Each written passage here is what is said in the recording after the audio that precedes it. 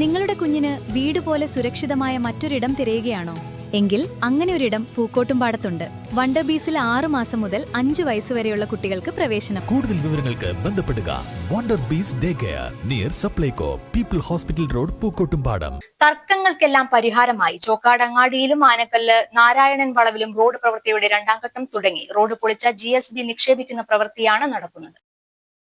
ചോക്കാട് നാരായണൻ വളവിലെ സ്വകാര്യ വ്യക്തിയുടെ മതിൽ പൊളിക്കുന്നതുമായി ബന്ധപ്പെട്ട് 3 വർഷക്കാലമായി തടസ്സമായി നിന്നിരുന്നു. ഇത് കാരണം റോഡ് പണിയുടെ ഭാഗമായ അഴുക്കുചാൽ നിർമ്മാണം ഉൾപ്പെടെ മുടങ്ങിക്കിടക്കുകയായിരുന്നു. പലവട്ടം ചർച്ചകൾ നടത്തിയിരുന്നുവെങ്കിലും പ്രശ്നം പരിഹരിച്ചിരുന്നില്ല. ഒടുവിൽ തൊട്ടടുത്ത ക്രിസ്ത്യൻ പള്ളി ഭാരവാഹികളുടെ നേതൃത്വത്തിൽ നടന്ന ചർച്ചയിലാണ് തീരുമാനമായത്. ഇതനുസരിച്ച് നിലവിലെ മതിൽ പൊളിക്കുകയും അഴുക്കുചാൽ നിർമ്മിക്കുകയും ചെയ്തു.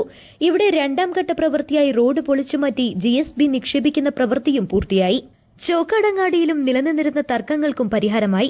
ഇവിടെയും 2ാം ഘട്ട പ്രവൃത്തിയുടെ ഭാഗമായി GSB നിക്ഷേപിക്കുന്ന പ്രവൃത്തി തുടങ്ങിയിട്ടുണ്ട്. റോഡ് നിർമ്മാണത്തിന് വേണ്ടി അങ്ങാടിയിലെ മഹല്ല് പള്ളിയുടെ മതിലടക്കം പൊളിച്ചു സ്ഥാപിക്കലും വൈദ്യുതി പോസ്റ്റ് മാറ്റി സ്ഥാപിക്കുന്ന പ്രവൃത്തിയും വൈകി.